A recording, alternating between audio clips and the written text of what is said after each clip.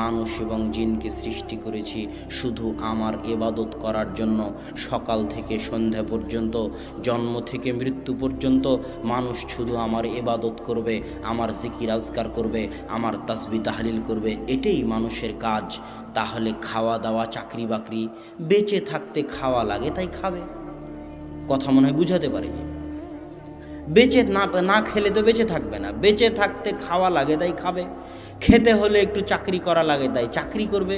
কিন্তু আসল কাজ কি? কথা বলেন না যে আসল কাজ কি?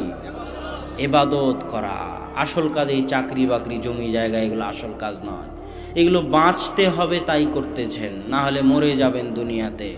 বাঁচতে হবে তাই করতেছেন। আসল কাজ হচ্ছে ইবাদত করা, আসল কাজ জিকির আজকার করা। কিন্তু আল্লাহ জানে দুনিয়ার মানুষ 24 ঘন্টা আল্লাহর জিকির আজকার করতে পারবে না।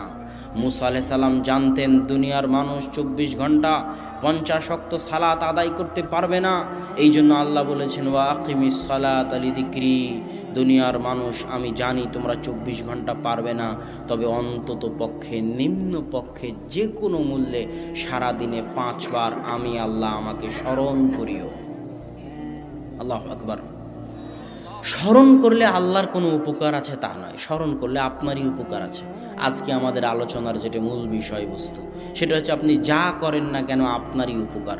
স্মরণও যদি করেন তো আপনারই উপকার।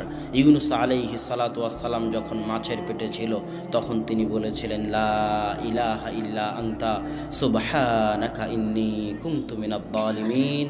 আর আল্লাহ বলছেন ইউনুস যদি মাছের পেটে আমাকে স্মরণ না করত, ইউনুস যদি মাছের পেটে আমাকে মনে না করত, লালাবিসা ফীহি ইলা ইয়াউমি ইউবআসুন, তাহলে আমি ইউনুসকে মাছের পেটে কিয়ামত পর্যন্ত রেখে দিতাম।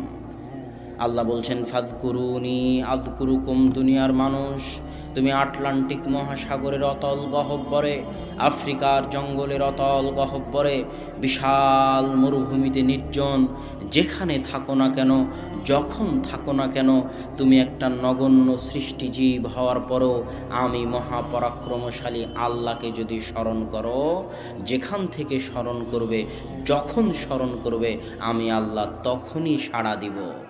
আল্লাহু আকবার। তাহলে আল্লাহকে স্মরণ করলে কার লাভ? আপনার লাভ। এরকম বহু ইবাদত আছে যেগুলো করলে আপনার লাভ। রাসূল সাল্লাল্লাহু আলাইহি ওয়াসাল্লাম বলতেছেন মান সাল্লা সালাতাস সুবহি ফাহুয়া ফি জিম্মাতিল্লাহ। যে ফজরের সালাত আদায় করলো তার হেফাজতের দায়িত্ব আল্লাহর।